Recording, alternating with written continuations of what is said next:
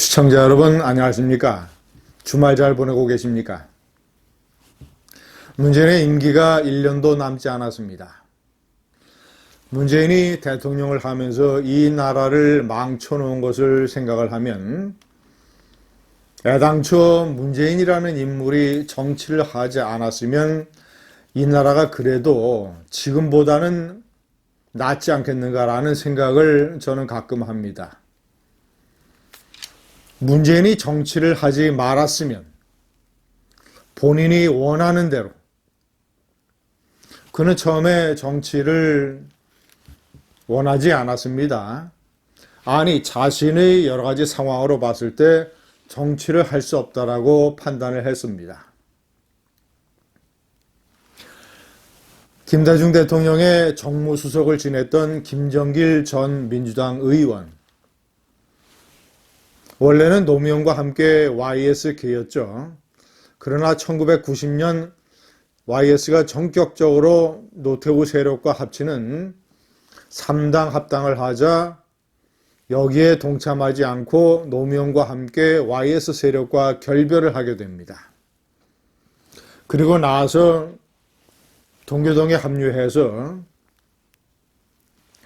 김대중 대통령 정권에서 정무수석을 지내게 됩니다. 부산대학교 총학생회장 출신. 김정길 전 의원이 며칠 전 조선일보와 인터뷰를 갖고 그동안 참았던 문재인에 대한 비판을 쏟아냈습니다. 그 중에서 김정길이 분석하는 문재인의 어떤 정치 성향이 상당히 의미가 있습니다. 2009년 노무현 전 대통령이 자살을 하고 그 약 1년 후에 2010년 6월 지방선거가 열리게 됩니다. 나름대로 좌파가 분석할 때는 노무현에 대한 추모 열기 속에서 2010년에 지방선거가 치러지게 된다.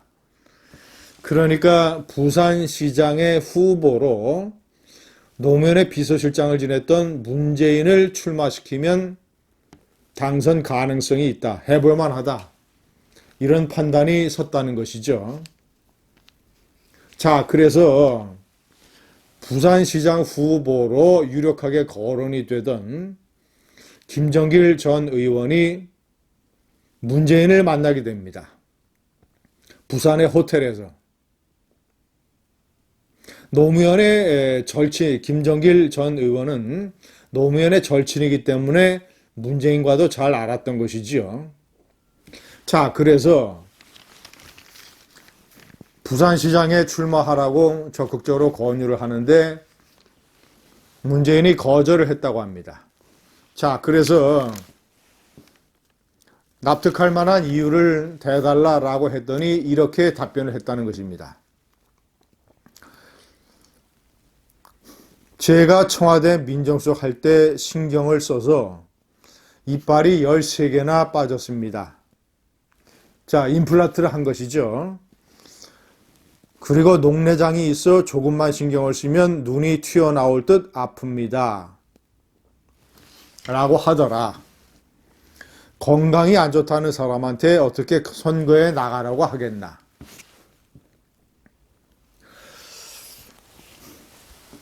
정치를 하지 않겠다라는 중요한 이유로 건강을 들었습니다. 이빨이 13개나 빠졌다. 자, 그리고 녹내장이 있어서 신경을 쓰면 눈알이 튀어나오듯 아프다. 녹내장은 시신경의 기능이 훼손이 돼서 시력을 점점 상실하는 병입니다. 처음에는 이제 바깥 시력부터 상실을 해서 이렇게 시력이 좁아지게 되는 것이죠. 녹내장에는 두 가지 종류가 있습니다. 안압이 높아서 녹내장이 발생하는 경우가 있고, 안압은 정상인데도 녹내장이 생기는 경우가 있습니다. 문재인은 본인이 설명하는 것에 따르면 안압이 높아서 시신경이 압박을 받아서 녹내장이 생기는 케이스라고 할 수 있겠습니다. 일찌감치 문재인더러 당신이 정치를 하지 말라고 얘기한 사람은 노무현 대통령이었습니다. 문재인이 고집이 세고 성격이 내성적이라는 것을 일찌감치 깨달았기 때문입니다. 내성적이고 잘못된 방향으로 고집이 센 사람은 절대로 정치를 해서는 안 됩니다.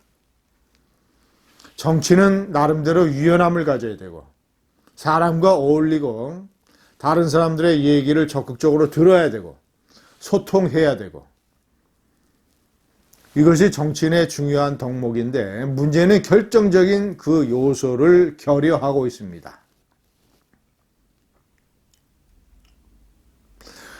시청자 여러분, 문재인이 정치를 해서는 안 된다 라고 판단하는 노련한 정치인들은 또 있습니다.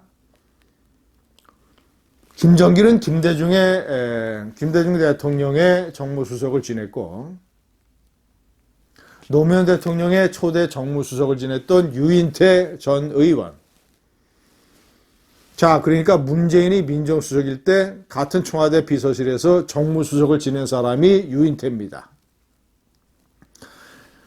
그러니 민정수석인 문재인 전 변호사를 얼마나 가까이서 지켜봤겠습니까?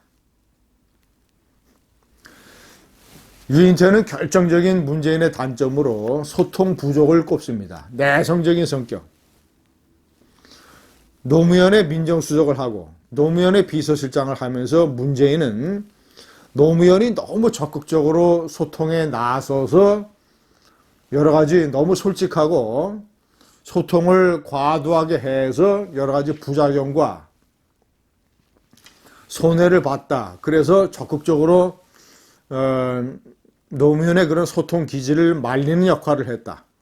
대표적으로 노무현이 대통령 못 해먹겠다. 뭐 이런 얘기.